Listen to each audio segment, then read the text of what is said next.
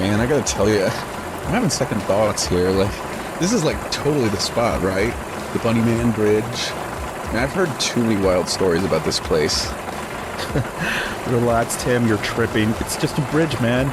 You seriously think some guy in a bodysuit is gonna pop out and spook us? Come on. No, man, you don't get it. They say this Bunny Man's real. Like he's out here in the woods, right under that creepy old bridge, just waiting to get you. He's got this huge hatchet and... Some dude with a hatchet in a bunny costume doesn't just appear out of nowhere. It's all just local legend stuff, you know? Like the whole Mothman garbage. Psh, fight me. You can joke all you want, man, but I swear, last time I came out here, I heard it. The smell, too. It was like burnt sugar or something, and the air got all thick, man. Heavy. Whatever, dude. It's just a bridge. Let's get a couple of pictures and then we bail. How bad could it be, huh? You see that tunnel up ahead? That's where people say he comes from. Like he pops right out of there, all creepy and maniacal. I'm not going down there. Come on, man. You're 25 years old, not 12. Dumbass. It's just a tunnel, not some haunted house. Let's just take a peek and split. Dude, there's something off about this place. It's got like bad vibes or something. Yeah, okay, it is a little spooky. I get it. But we're just two bitching guys taking a stroll. What could possibly go wrong?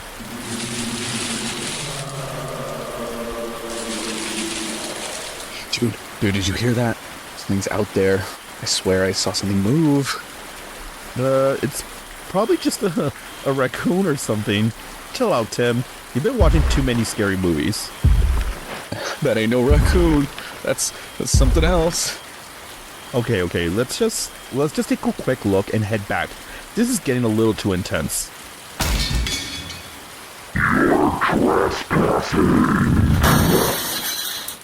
What's your damage?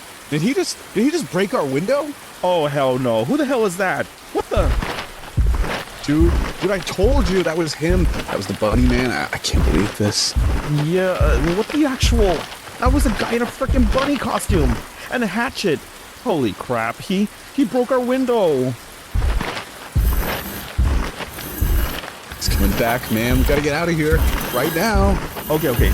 Let's get in the car. I'm done. I don't care if I look like a freaking chicken.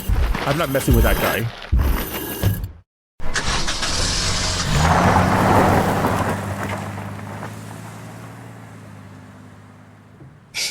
Oh my god. Dude, that was real. We just got chased off by some dude with a hatchet and a bunny mask. That was totally not rad. I know. I thought you were messing with me. I didn't think it'd be that real. Well, man, I told you the Bunny Man was a real thing. The way he smelled. Gag me with a spoon. Yeah, you were right, Tim. You were totally right.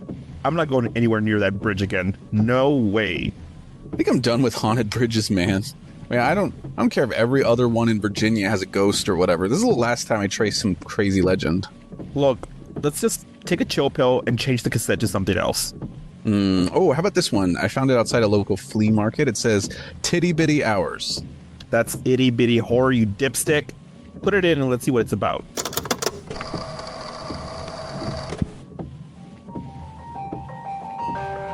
Welcome to the Itty Bitty Horror Podcast, a podcast dedicated to the scariest stories out there.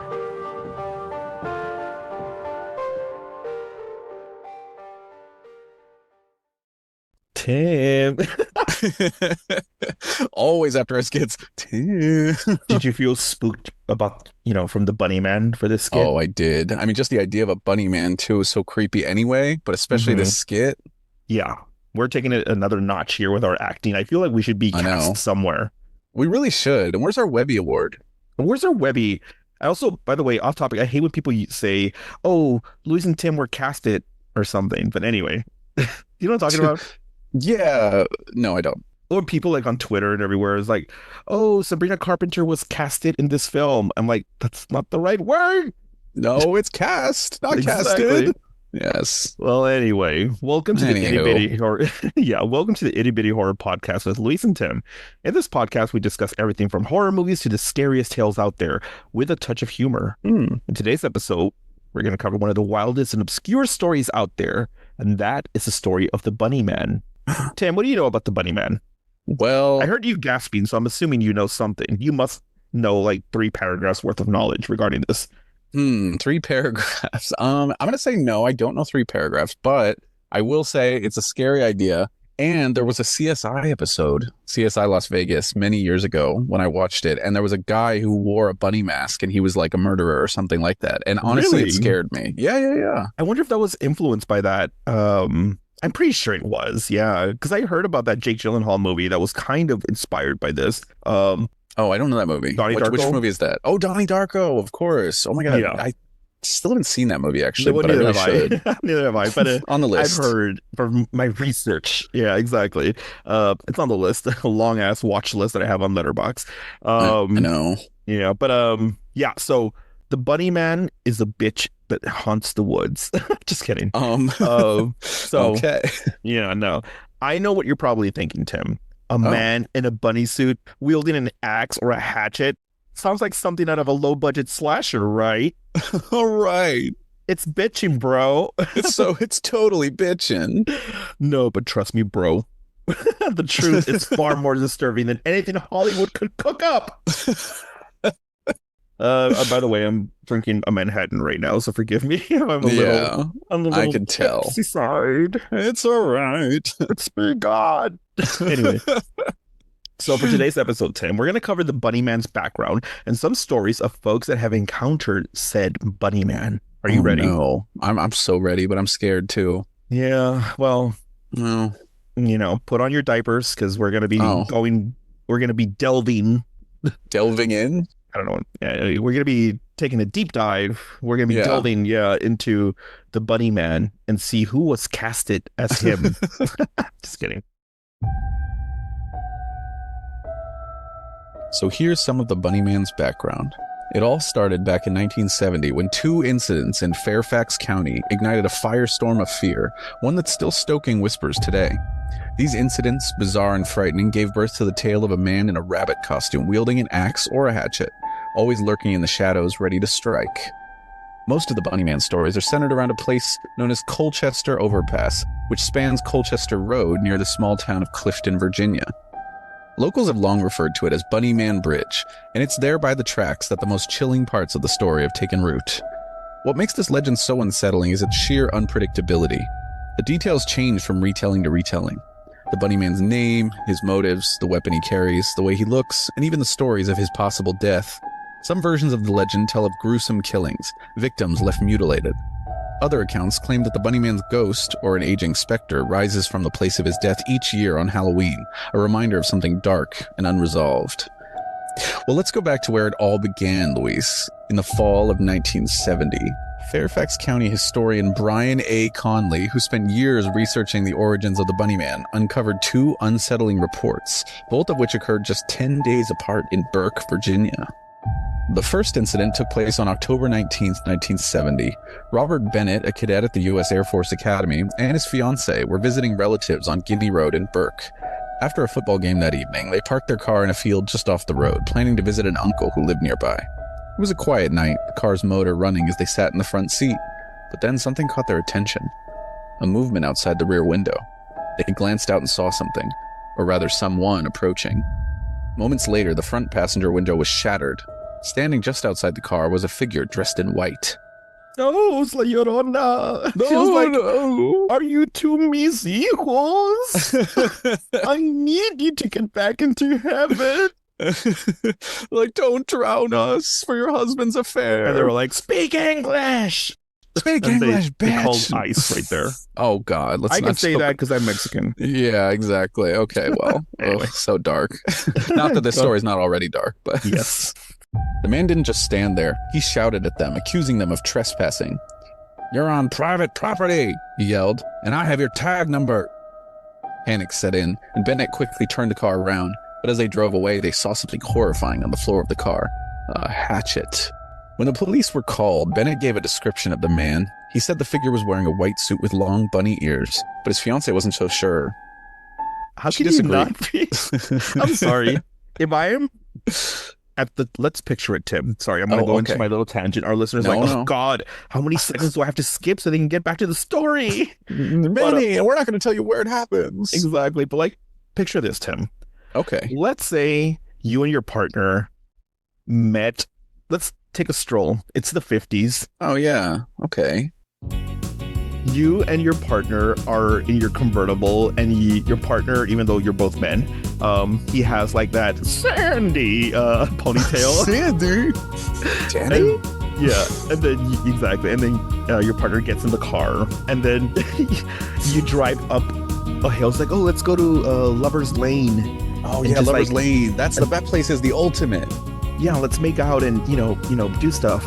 And then you go up there. Yeah, and have a malt. Oh, wait, malt up in. Anyway, so you're both up in the hill. You're up in a cliff called Lover's Lane. And yes. You and your partner are about to make out. Obviously, your partner has like a dress and a cheerleader sweater. Yeah. And then you're making out, and then you hear somebody pounding on your window. And you're like, oh, and then she'd get the ick immediately, though. Your partner, a man in a wig, drops. Okay. You didn't clarify. Drops the malt shake on your balls, and you're like, oh, my balls are cold now. And then you're like, oh my god, there's somebody with a hatchet, and you like hit the gas pedal, and you're like, get out of there. And then your partner looks back to see who that was, and all they see is long bunny ears. Oh my god. And then they tell you, like, and you end up in town, like at the police station, and you're telling the police, like, hey, we were just almost attacked by somebody.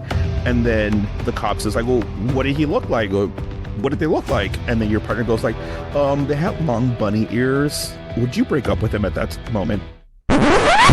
For saying there was long bunny ear? Yeah, like how crazy it sounds. No, I mean, if they saw that, I wouldn't like immediately just be like, what the heck, this crazy person. I would break up with them after spilling the malt beverage on my balls. Oh yeah, that part's bad. I don't like on my that. tiny balls, by the way. Yeah. You're very tiny. Yeah, exactly. Well, because of the malt, it would freeze them to. Oh no, but that's where you're wrong. Because if you make your balls colder, then your testosterone gets higher. So our listeners are like, our itty bitty listeners are like, when can I skip? I already skipped like 20 minutes. And I can't play this in the car with my family. They're still talking about this. What's going on? Stop talking about your balls, please. No, sorry. No, we will. 10 more minutes. 10 more minutes of Louise and Tim talking about their balls. Anywho. The second incident occurred just 10 days later, on October 29th, 1970, in Kings Park, West, also in Burke. Construction security guard Paul Phillips was on patrol when he saw a man standing on the porch of an unfinished home. The man was dressed in gray, black, and white, in a bunny costume, around 5'8" tall, weighing roughly 175 pounds. The man wasn't just standing there. He was armed with an axe and began chopping at a porch post. When Phillips approached, the man threatened him. "You're trespassing. If you come any closer, I'll chop off your head." The police launched an investigation into both incidents, but as often happens with these kinds of stories, the trails quickly grew cold and the cases were closed for lack of evidence. However, the legend continued to grow. In the weeks that followed, more than 50 people came forward claiming to have seen the Bunny Man. Some even reported that the Bunny Man had eaten a man's runaway cat, adding a layer of grotesque curiosity to the already bizarre tale. In 1973, a University of Maryland student named Patricia Johnson published a research paper that detailed 54 variations of the Bunny Man story. The stories varied in minor details like location and the specifics of each event, but one thing remained constant: the image of a man dressed as a bunny threatening or attacking people with an axe or hatchet. A few of the different versions even began to include murders, something that never appeared in the official reports. By the way, I like that they're calling it Bunny. I'm telling you, people are just like, oh, it's the Bunny Man. Let's invent this new lore about him. Yeah, I know. It's so fun if your town has a little legend that no one else has and it sounds so creepy. Like, wouldn't you just be so into that? I feel like I would. Did you, in the town that you grew up in California, because it wasn't like LA, no. But like, did that town have like a local lore or a mythical creature or anything like that? No, not really. We weren't that like, I feel like you have to be a really kind of small, like rural town almost to have something like that. Don't you feel like? Mm-hmm. Yeah, no, that's true. Yeah. In my town, because we heard like the main ones like La Llorona, Boyu, El Cucuy. Yes, that's me.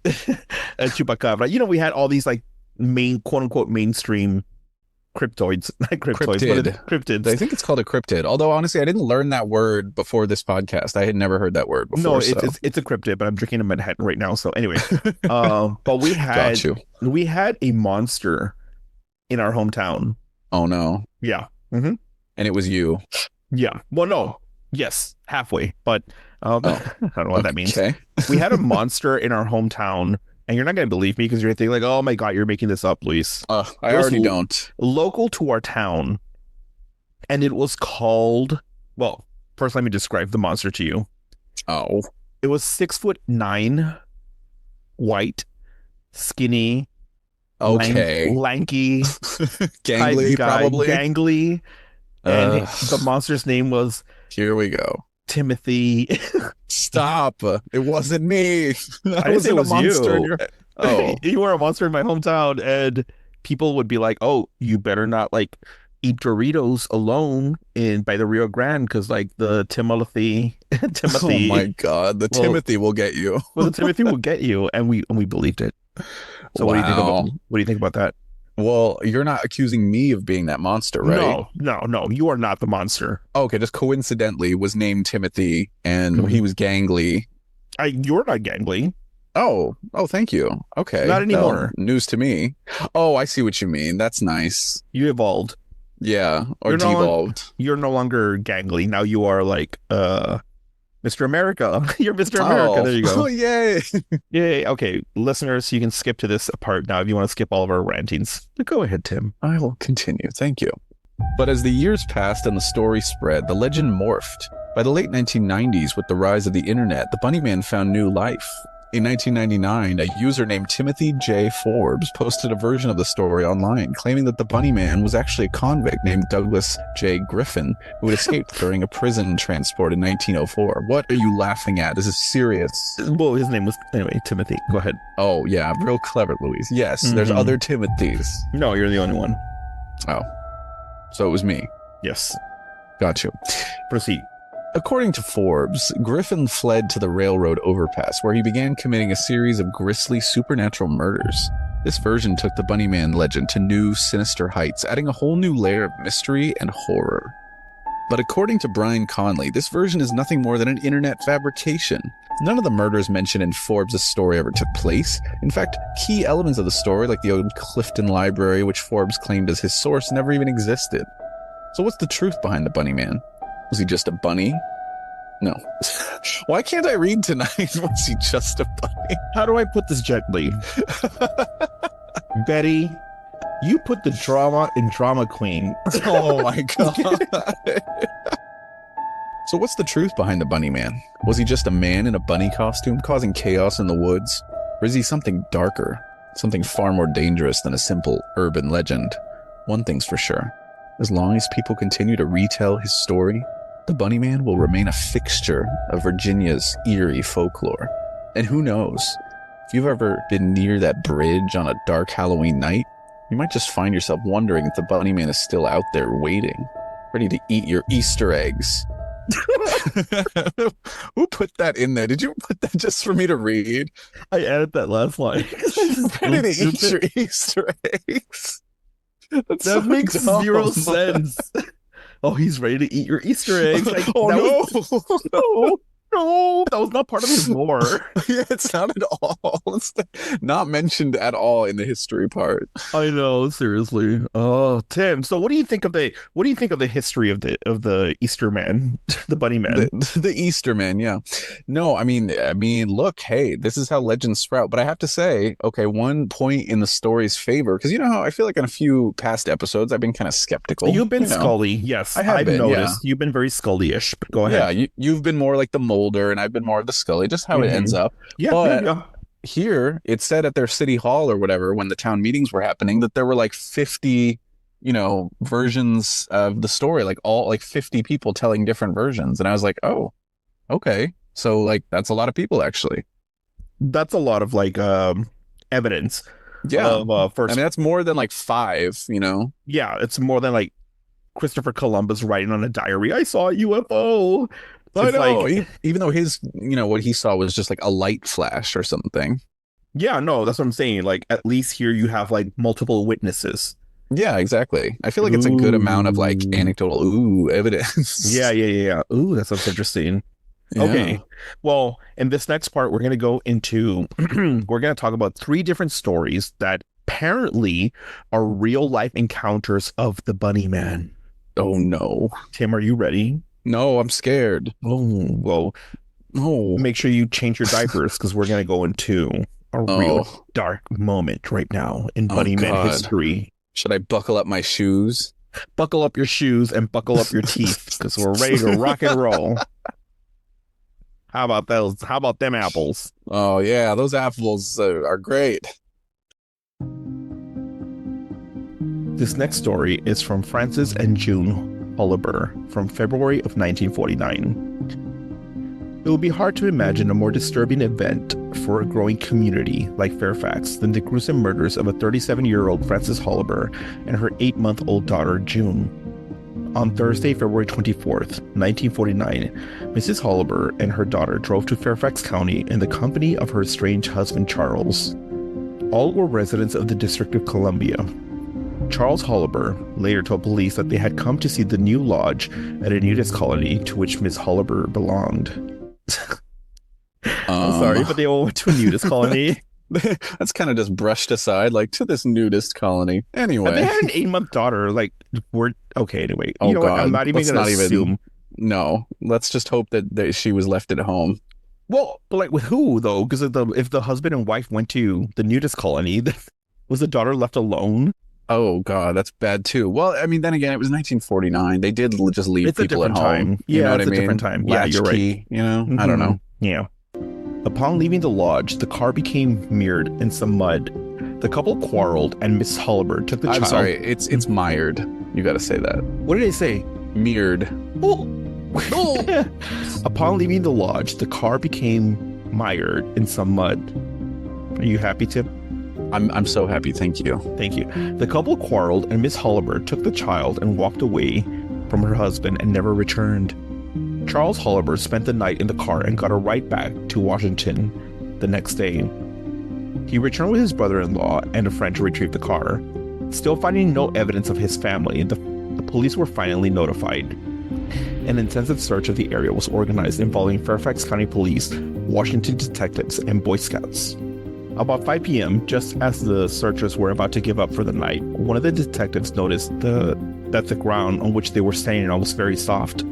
Both mother and daughter were found in a shallow grave next to the lodge and less than 200 yards from where Charles Oliver's car had been stuck. Frances Oliver had been beaten and then shot once in the head and once in the heart. The baby girl had been buried alive. Can you believe that? That's spooky. Actually, that's so sad. Oh my God. It's wild. I feel bad. Yeah. The local community was shocked and horrified by the brutal character of the crime, especially when the investigation identified Charles Oliver as the prime suspect. Oliver later confessed to investigators that he had planned the murder for 3 weeks and had not intended to report the disappearance of his wife, but changed his plan when the car got caught in the mud. So basically he's saying like, yeah, like she did die, but I was planning on murdering her, but this was not me. No, this wasn't me, but this wasn't me. The plan Somebody was else there. Yeah. It's so stupid. The case came to trial on January 16th, 1950. After hearing 4 days of testimony, the jury returned to a verdict of guilty, and Oliver was sentenced to die in the electric chair. Oliver's attorney, T. Brooke Yoicks. Ooh, what? I said yoicks. Yoicks! Zoinks! Oliver's attorney, T. Brooke Howard, filed an appeal alleging that the jury failed to give proper consideration to the plea of insanity and that the court made errors in its instructions to the jury. The Virginia Supreme Court of Appeals eventually overturned the conviction and ordered a new trial. Charles Francis Oliver was recommitted to the Western State Mental Hospital at Marion, Virginia, where he was judged to be insane. Interesting to note that this was the first time since the Ridgway murder trial of 1927 in which a Fairfax County jury invoked the death penalty. Oh my God. I think it takes place in the same area. But okay, so it's like a murder that happened there that could be him. Okay. Because the guy said that it wasn't him. Yeah, because it says here that he like got stuck in the mud, right? And then he went to go do something else, and when he came back, they were dead. Right. Yeah. So according to this man's flimsy alibi, it was the Bunny Man. According to this flimsy man, not flimsy, according to this man, he went out for a walk, and when he came back, his wife and daughter were dead. And how did he know that the daughter was buried alive? You know what? I believe he was the killer. It wasn't the Bunny Man. No, I'm sorry. Yeah, we're both Scully on this. Yeah, we're both Scully on this. Stop blaming the Bunny Man for your stupid, which you admitted to, you were going to kill her anyway. Stop blaming her for stupid shit like this. Yeah, messed up. How about that?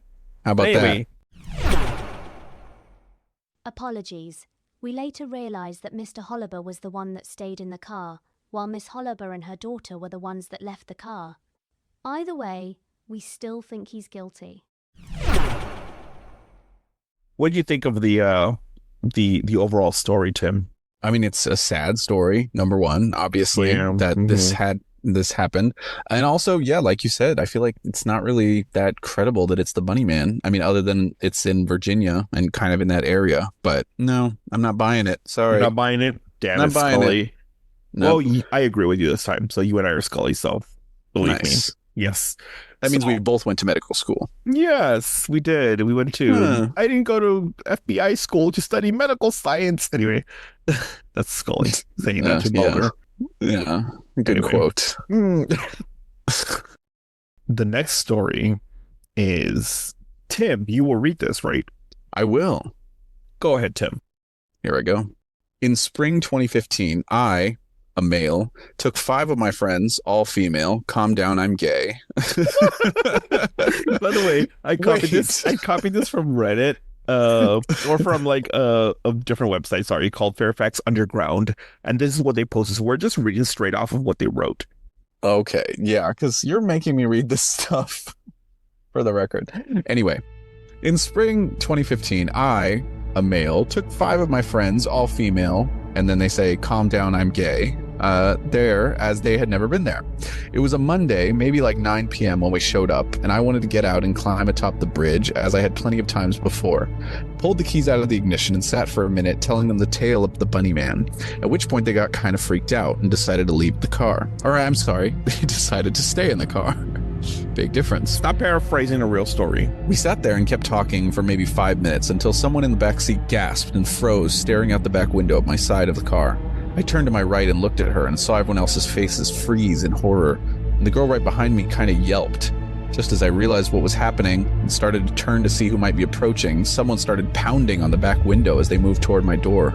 I turned just in time to see a man with a huge white dog come up and rip my door open. It was unlocked from when I'd been planning to get out. Okay, so it's not really ripping it open per se, but anyway. And for a second, he just stood and stared at me, clearly enraged.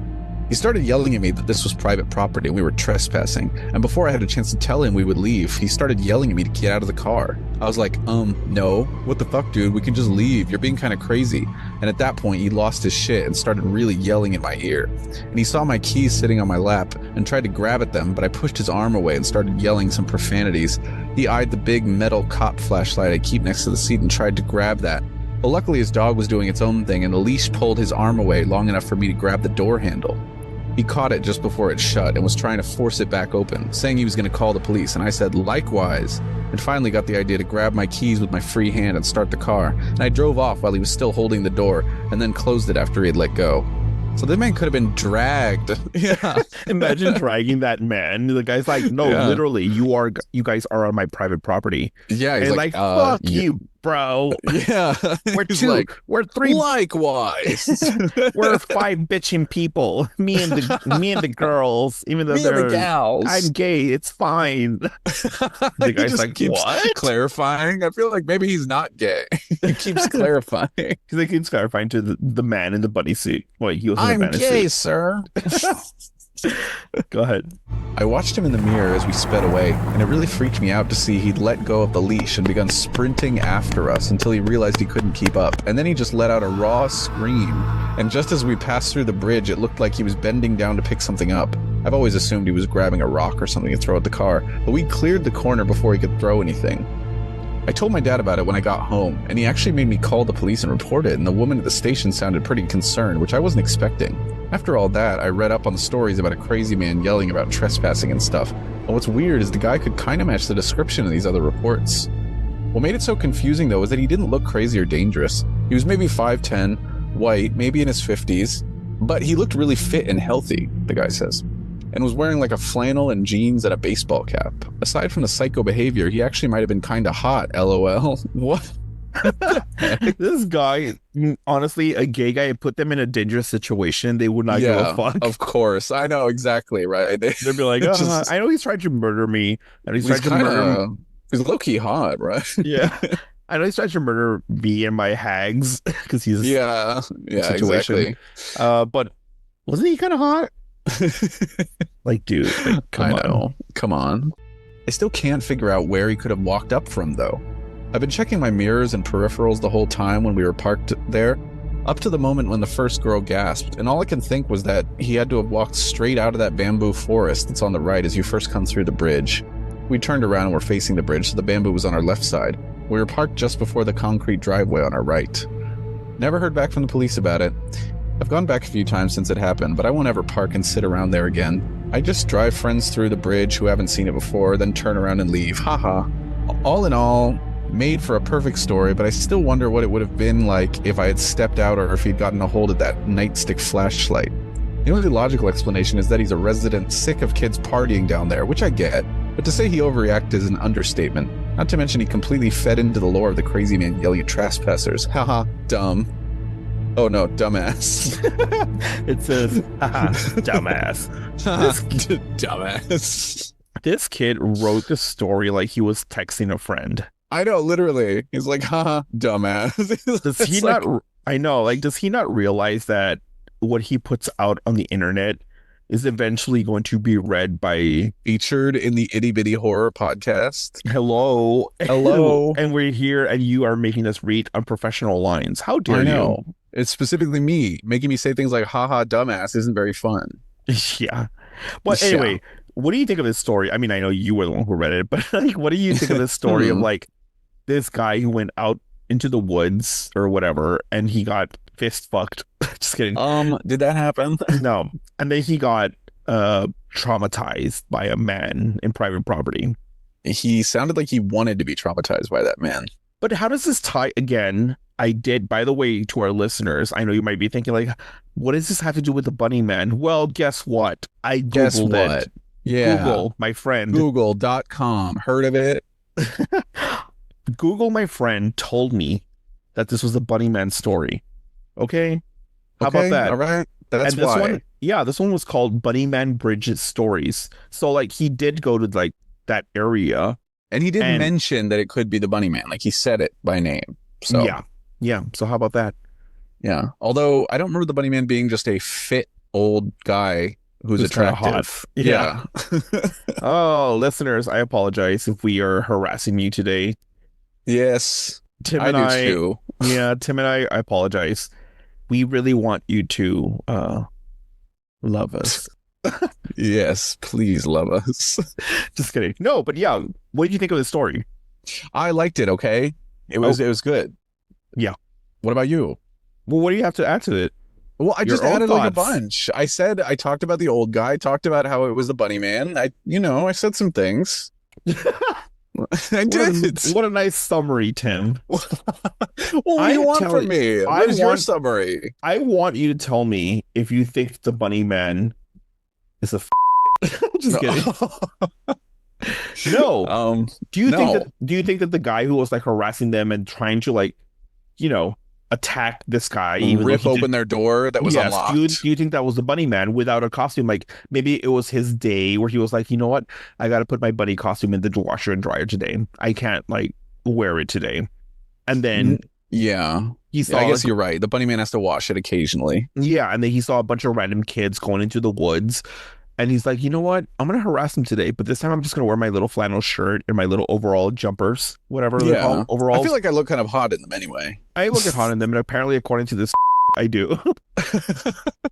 And, so do you think that man decided to take a day off from the lore and just decided to be like Bob, the Bob. Bob the Bunny Man without the outfit. Do you think that was the case? I do think that was the case, yeah. I feel like this could have been the Bunny Man, honestly. And he's probably just this old crazy guy living out there. I mean, honestly, it all takes place in the same area, so... It does. Come on. Yikesies. Yikesy, Scudios. I feel like Crazy Ralph from Friday the 13th reminds me of the Bunny Man. I think he is the Bunny Man. I think that Ralph... He was kind of hot, wasn't he? I'm just kidding. No, he wasn't. No, he wasn't. He was not. So for this next story, Tim and I are going to be taking turns reading the story. It'll be mainly me, but Tim will add to But also me. Yeah, but it'll also be Tim, and he'll be adding to the second character. So anyway, you'll get the gist of this as we get to this. But this Luis, they're not characters. These are technically these are real stories. Someone's story. Yes, and this one is called "Have You Ever Been to the Bunny Man Bridge?" And this was posted on the No Sleep subreddit by user Best Korea Forever. Wow. So Tim, you may start. Yes. Okay. Dude, you've never heard of Bunny Man Bridge? I had been living in Virginia for less than 6 months when my buddy Scott asked me that question. I was a recent transplant from New Jersey. I had no idea what he was talking about. We were sitting on the lawn outside of the house we rented together, tossing back beers in the brisk evening air. No, I said. What's that? Well, back in the 70s, some kids were out by the bridge in Clifton, right? They parked near this bridge, a underpass thing. Look at a bang, I guess. Guy and a girl. Anyway, they park, and before they can even turn off the car... Scott's left fist smacked into his right palm. Bam! Window shatters. Crazy dude, dressed like a bunny, full bunny suit, ears and all, standing there, hatchet in hand. He had smashed out their window. Wants them to leave and never come back. They haul ass out of there, right? Tell the cops. The psycho threw the hatchet at them or something because they had it with them. Cops never found anything. They'd find corpses out there like every year after that. That's crazy, I said. It sounded tame compared to the stories we told and retold growing up. New Jersey is a messed up place. That was Halloween night. If you got there on Halloween, the Bunny Man comes out and tries to chop you up. No, Scott. I finished my beer and put the empty can down on the dewy grass. We're not going out there. We're going out there, he said, completely ignoring me. We gotta, it's awesome. I sighed. You can't talk Scott out of doing stupid things. Ask any of the emergency room doctors that had stitched his ass back together over the years. Fine, we'll go, I said. Scott was like a kid on Christmas Eve. It was 2 weeks before Halloween, and I figured he'd get drunk and forget all about it. Well, I was wrong. Halloween crept up on me the entire day, says Morgan Freeman. Scott wouldn't stop going on and on about our trip to Bunny Man Bridge. He filled the gas tank in his Jeep, brought snacks, even paid for some decent weed to smoke on the way out there. At this point, I'd be a dick to say no, so off we went. The drive from Norfolk to Clifton took a little over 3.5 hours. I will never make a trip that long to see something so stupid. No, I know. Seriously. Actually, I probably would if it's a scary thing, but not. Oh, wait, how long was it? 3.5 hours? Yeah, you would do that. You would do that. Well, I mean, I don't know. I think you would. You've gone out of your way to go to haunted houses and stuff, right? Well, yes, but like, I knew something was on the other end. This is just like a Bunny Man Bridge. He thinks there could be. Well, still, there could be something. Listeners, let us know in the comments. Would you make a 3.5 hour overture to a destination that might be or might not be possessed or something? I don't know. Let us know in the comments. Tim says he wouldn't. I don't say that. I would do that. We're going out there. It's a tiny place. Lots of historical significance. Not even 300 people living there full time. The bridge was outside of town, on a back road near some old homes. I didn't believe for a minute that a crazy killer in a bunny costume would be wandering around at midnight. I had been around 45 years since the story first popped up, but I do believe in being prepared. I'd been in the habit of carrying a small pistol with me everywhere I went since moving to the state. Whoa, that's a little, like... Don't you have a gun right now, Tim? No, I don't. You don't have a gun? Not at all. Listeners, Tim is anti-Second Amendment. Listeners, I'm not taking a stance about the Second Amendment. I am. Fuck the Second Amendment. Oh, shoot. No. Just kidding, listeners. I mean, well, I'm not getting political. Well, anyway. Anyway, I wasn't stupid enough to leave it at home, the gun he was talking about earlier. We weren't trespassing, so I wasn't afraid of getting in trouble. I have my concealed carry permit, okay, Tim? Oh, okay. Better safe than sorry, right? We rode through the old town before midnight and made our way to the outskirts. During the day, I'm sure it would have been a beautiful place to visit. Old churches, a steam locomotive parked on the tracks. A true throwback to the idyllic Americana of 60 years ago. Well, there were bad things that happened back then, so you're just making it sound like it was great. Well, this is like a white teenager, so to him, everything was fine. Well, maybe so. Maybe so. At night, the tall peaks of the buildings cast odd angular shadows against the ground, elongated by the light of the full moon. There were no street lamps or any kind of electric light. Most of the buildings we passed were dark. Dense treetops bowed out over the road, blocking the moon for the majority of the drive. The headlights fought to pierce the thick fog covering the roadway. Scott couldn't have picked a better night to come out here. Now, Oh, yeah. Good for Scott. good for Scott, bad for me, Oh, whoever this man is. yeah, yeah. I never revealed his name. Amazing Korea 45. Yes. Oh, yeah, Yeah. there you go. I'm not easy to scare, but my palms were starting to sweat a little. The hair on my was starting out. No? No, it didn't say, Didn't say that. I'm not easy No. to scare, Tim, but my Oh. palms were starting to sweat a little. The hair on my forearms was on end, sending tiny pinpricks of electricity up my spine every time they brushed through the interior of the car. This guy's a poet, apparently. Yeah, and a superhero, apparently. Damn. Despite the balmy weather, I felt a chill creep along my skin. We rode in silence for the better part of the trip before Scott pulled over and parked. I want to suck my... No, he didn't say. You didn't say that? Oh, sorry. I must have... No. I'm dyslexic, so I saw something else. Okay, yeah, easy mistake. Yeah. He turned to face me. He looked me right in the eye and grinned. Want to fuck For my... No, he didn't say that. What did he say? He said, "We're here." Without breaking eye contact, he killed the headlights and turned off the engine. The world descended into darkness, an inky black nothing that swallowed us up. Without the thrum of the old Jeep's engine, it was as quiet as a grave. The sudden silence left my ears ringing. So we drove all the way out here? Now what? I looked out the window, squinting, trying to see. The scant moonlight that cut through the canopy of leaves didn't illuminate much. We walk up to the bridge. Scott didn't wait for me to respond. He got out of the car and closed his door. He began walking down the road, not looking back. I wasn't about to let him wander off without me. Scott is a disaster waiting to happen, and I didn't feel like Hey. spending my evening with him in the ER again. Oh, again? Yes. Oh, I jumped wonder out what of the that Jeep story and is. followed him. Stop interrupting. I'm just kidding. It says Tim interrupts here. I jumped out of the Jeep and followed him. The road meandered through the thick trees for 100 yards before coming to a tight curve. We walked through the still night, side by side, rounding the bend in the road. We reached an area where the tree cover was thinner and the moonlight broke through. Ooh, scary, Ooh. Tim. I know, moonlight. Ooh. Oh, I'm scared. I want to continue reading the story. Oh, I know it's too much. No. Moonlight, wind. No. The road narrowed into a concrete tube, Tim, cutting through the small raised embankment. The listeners are like, oh God, why do I listen to this podcast? It's funny because you messed yourself up by saying my name because you were just so desperate to have it. Yes. Guess what, listeners? It was too dark to see the top of the elevated roadway.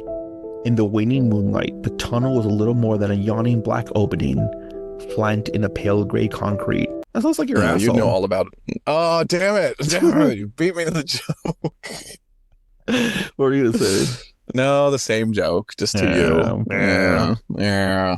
No, it doesn't make sense you going into this, but I'll just say it.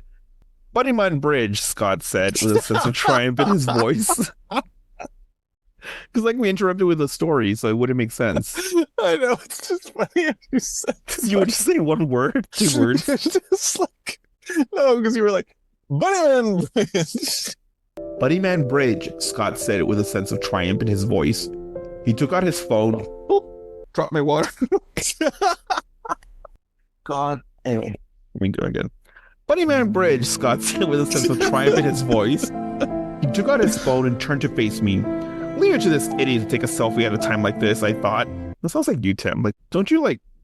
I'm always, the idiot? No, like, don't you always do weird things like that where, like, if you and I were, like, had an iPhone back in September 11th, I feel like you would take selfies. No, I would not. No? Oh, my God. No. Horrible of you to say. Sorry. He made a stupid face, moved the phone around to line up with the photo, and pressed the screen. As he did, I noticed movement near the tunnel. At first, I thought I was seeing things, but then I saw it again. From the bushes on the side of the structure, a tall white form emerged. Scott saw the look on my face and spun around, phone in hand. The flashlight on his iPhone came on and lit up the roadway. Standing there in front of the gaping black maw of the underpass was a man in a bunny suit, well over 6 feet and gangly. Gangly. There was a yellow and red fire axe gripped in his hands. The long, slender ears of the bunny suit swayed behind him as he slowly made his way towards us. Dark patches stained the front of his suit. I didn't need to stretch my imagination to figure out what it was. Blood, Tim. Blood, Tim. Well, listen, there's a lot of things that it could be. He's like, oh, I didn't need to stretch my imagination. It's like, well, it could be something else. Yeah. Scott stammered and backpedaled into me. so glad I cut in there and you just, yeah. Sorry, I was taking a sip of water. Oh, good. Anyway, continue with your great story. Thank you. Scott stammered and backpedaled into me. Without thinking, I reached behind me and removed my compact pistol from its holster. Without thinking? I think you should think about that. Yeah, definitely. You have a gun, you better think before you shoot. Yeah. No, I don't know, these people. America. But he's Korean, though. So it's like, sir. Well, never mind. We don't know how that did you he's quickly Korean. adopt our stupid mentality of like shooting first, asking questions later? I know. He watched too many Rambo movies. I know. It's getting too old for this shit. I pointed the gun at the approaching form and leveled the tritium sights on center mass. Back the fuck up, Tim. I tried to sound commanding, but even I could hear the warble in my voice. I'll fucking shoot you. Swear to God. This guy is like, okay, anyway. Is he an exchange student from South Korea? How does he know our lingo? We don't know that. I know. I'm telling you, he watched too many Rambo movies because he's literally, you can tell that he's dreamed of this moment. He's like, oh, I was nervous. But it's like, think about what he's saying here. Like, it sounds like it's like an 80s action movie. Yeah, he's seen too many Westerns. He's like, you want to make my day, buddy? Yeah, exactly. Go ahead. I bet he's just desperate to say a Clint Eastwood line or something. Yeah. Yeah. And then the Bunny Man said, leave. He said. The Bunny Man didn't stop. He continued moving towards us, closing the gap. The axe not hopping? Nope. No. Wouldn't he hop? He's a bunny. Well, he's a man in a bunny outfit, but yes. Oh. How dare you interrupt my flow? Oh, sorry. The axe swayed back and forth in front of him, and as he neared, I could see there was blood in his blade. Oh no, Tim.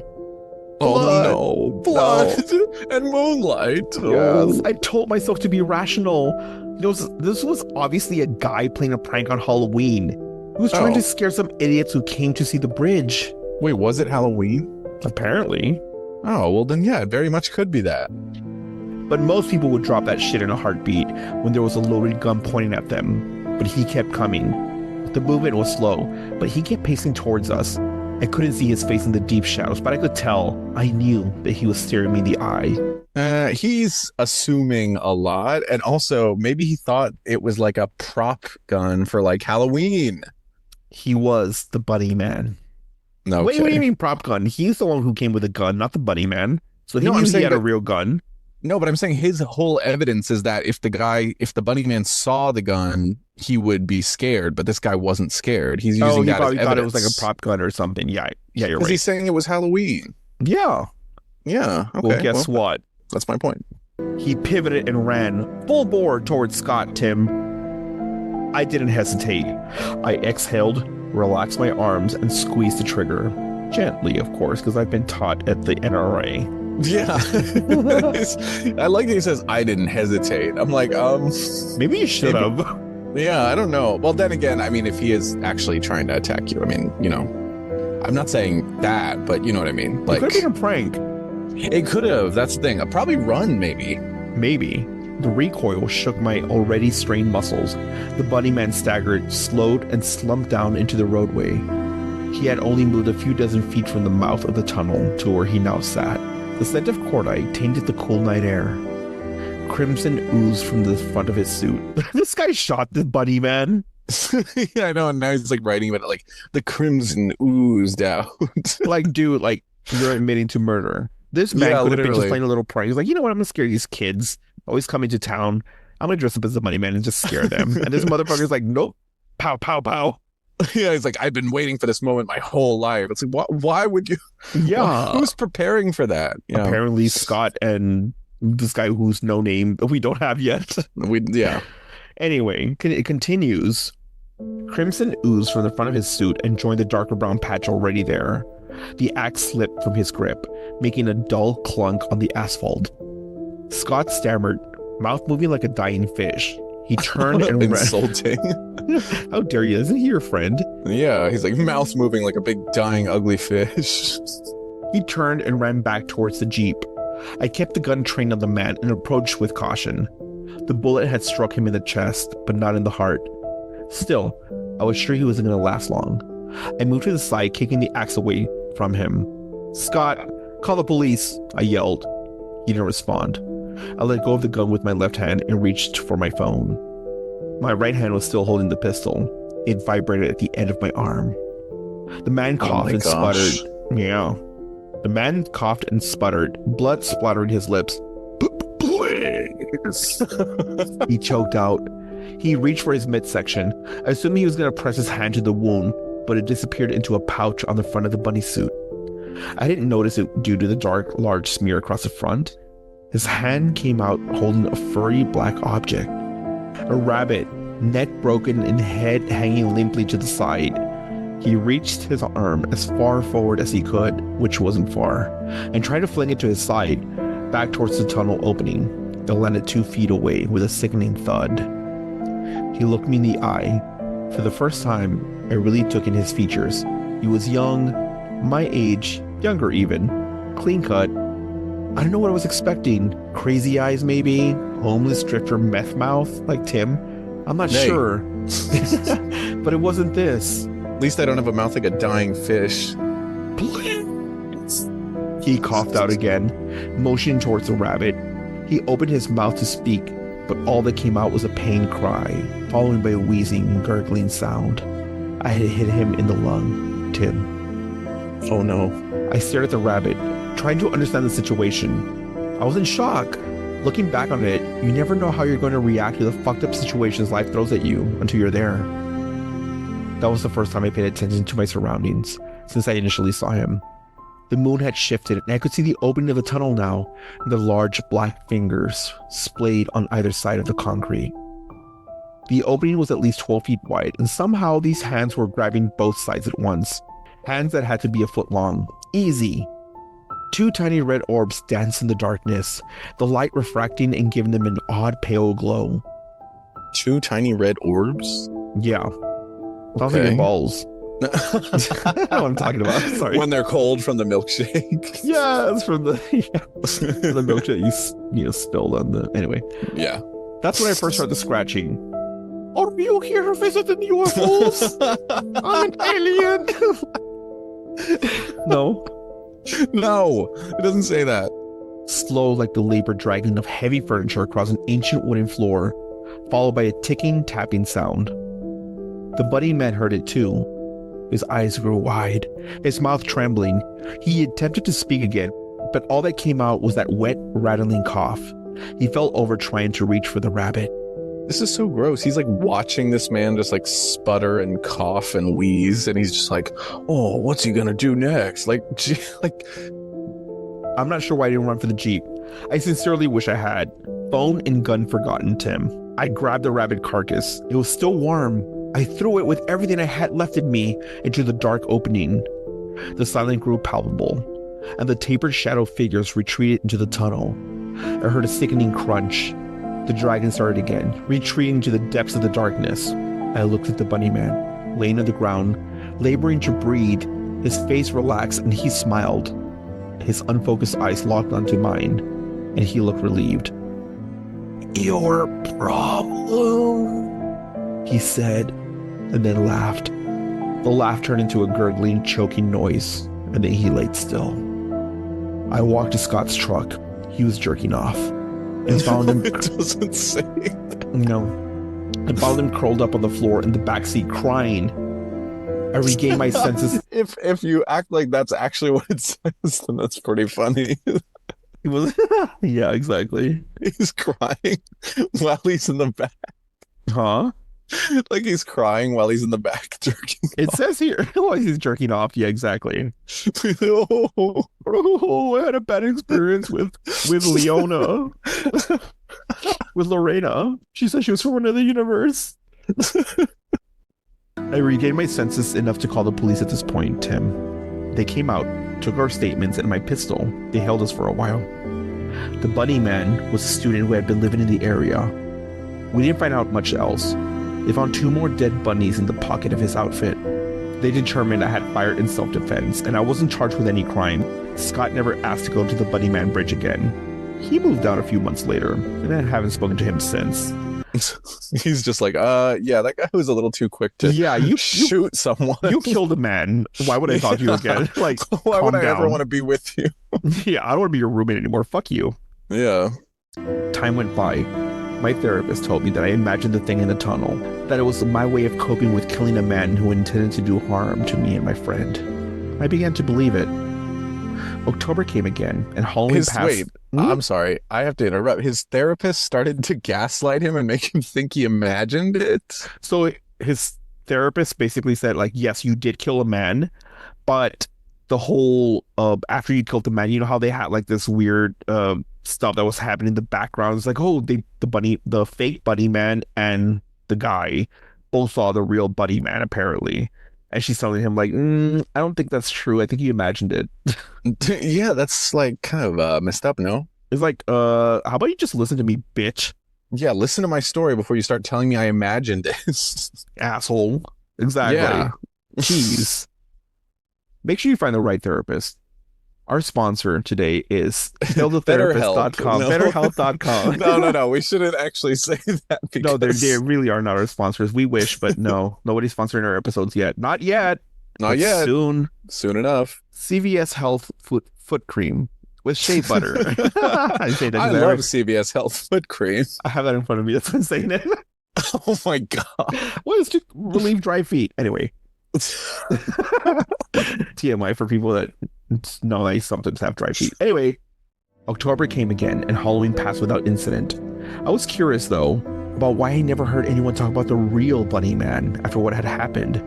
You'd think that would add to the legend, but I never saw it mentioned anywhere online or in the news. I was reading a forum post about local Virginia legends when the Bunny Man Bridge came up. Most people regurgitated the same old tales about the escaped convicts and supernatural rabbits, but one person posted something that chilled my blood. They found another corpse this year, eaten. Hasn't happened in 5, maybe 6 years. The Bunny Man must be gone. Cold crept up my spine. The Bunny Man must be gone? I could hear the sickening crunch of that thing eating the rabbit. Corpses. Eaten. Your problem. It took me a while to come to terms with what happened.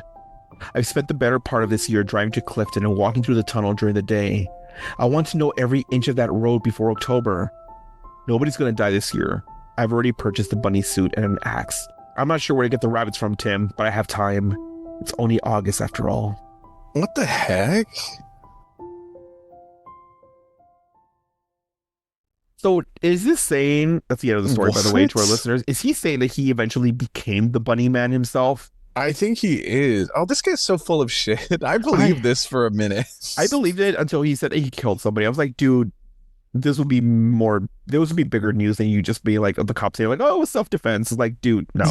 Yeah, I know. Also, he's like, I took over the Bunny Man curse. Like, give me a break. I Like, took over the what? legacy. Like, dude, shut the fuck up. Okay. sorry to this writer, South Korea man or whatever, but like we don't believe you. Sorry, but no, come on. And by the way, the lines at the beginning that sounded like Clint Eastwood didn't help. I'm not I think buying we made that part up.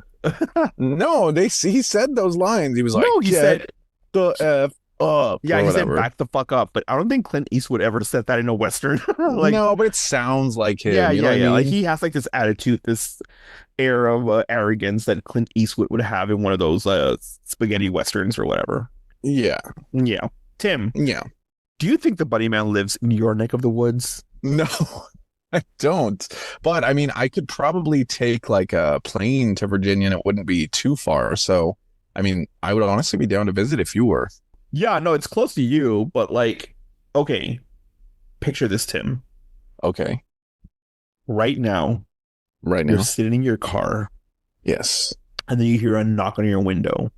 Okay. And you're like recording this podcast with me right now, and you turn to the left, and all you see is the outline of a white outfit with a little pink center, like a bunny's tummy. And he's holding a hatchet. Oh no. And he's like, hey, do you know where the Bugs Bunny convention is? And then you're like, no, it's no, I don't know. I'm actually recording a podcast right now about the Bunny Man. And then he smashes your window with a hatchet. What do you do from there? Shit. I go, what's up, dog?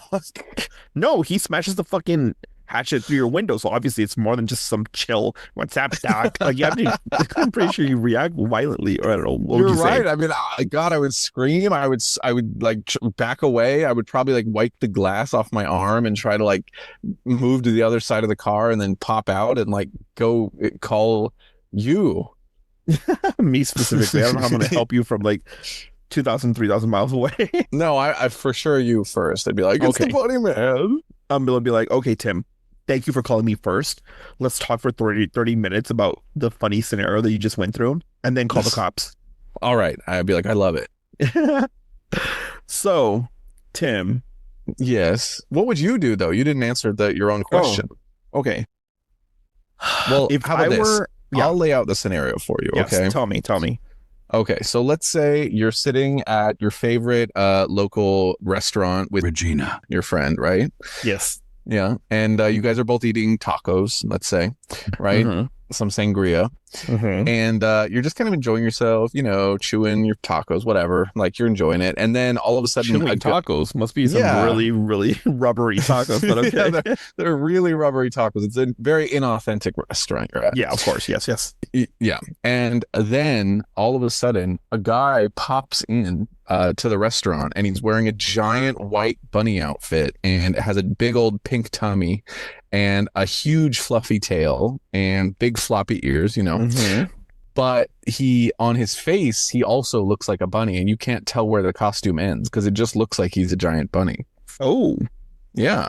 And then he takes out an axe, but he can't really hold it because he seems to have like real paws. Oh, okay. So he's not wearing a costume. He just looks like a human-sized rabbit. Yeah. What would you do? Well, I mean, if he can't hold it, I would immediately take the axe away from him. Oh, okay. And be like, what are you going to do now, bitch? And then he goes up to my friend Regina and snaps her neck. I'm like, oh shit! Not my friend Regina. No. Regina. No, leave her alone. And then I would because I would be pissed because I love her. She's one of my best friends ever. Right. Yeah, so I would just swing the axe. You'd cry. No, I would swing the axe towards the Bunny Man thing, whatever the hell it is, and chop its head off. Oh, yes, and then kill it. Then I would take it across the street to like the Mexican restaurant. I was like, hey, do y'all need like bunny meat? Because oh my God. I have a huge amount of bunny meat here, and they're gonna be like, we call it rabbit, you fucking 6-year-old. I'm like, oh no. I'm just picturing all the people in that restaurant with you who are watching. Is this funny? Yes, buddy, what? Say it. Stop laughing. I'm just picturing all the people in the restaurant watch, and in horror, as this bunny just snaps the neck of your friend Regina. and then you cleave off his head with his own hatchet. Well, I mean, you kill my friend. I know, and then you drag the bunny out of the restaurant. To a different restaurant and sell the bunny meat. Yeah, to a different restaurant to sell the bunny meat. Instead of like calling the authorities or figuring out why this giant bunny was in the restaurant, you just... Yeah, well, guess what? You mess with the snake, you get the beehive. That's facts right there. And that's facts. So that's what would happen.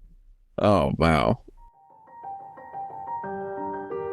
Well, Tim, once again, we've come to the end of our episode.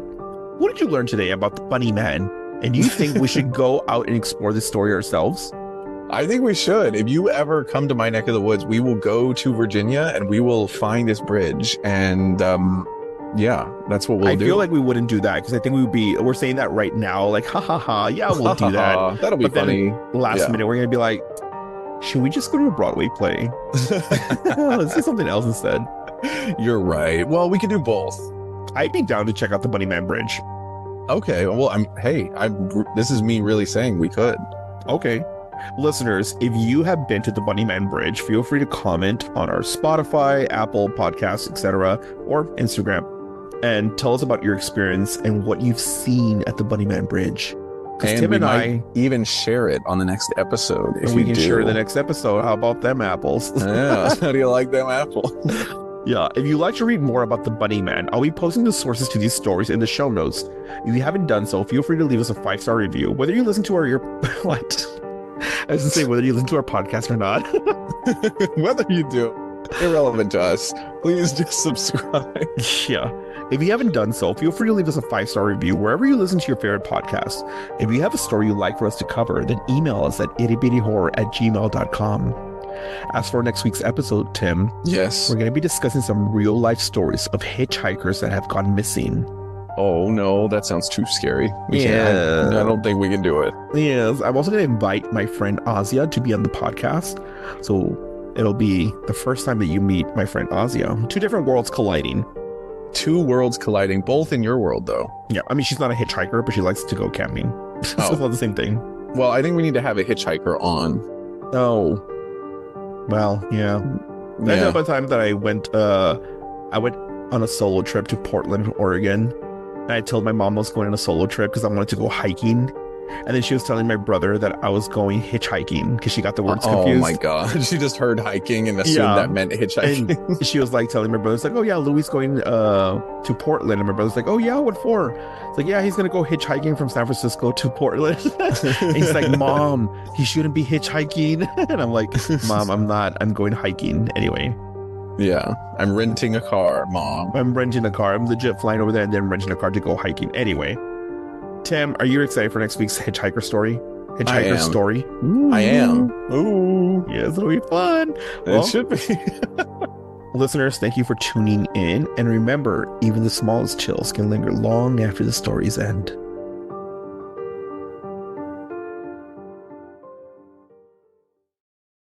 Oh, last time I drank during the podcast. Regina.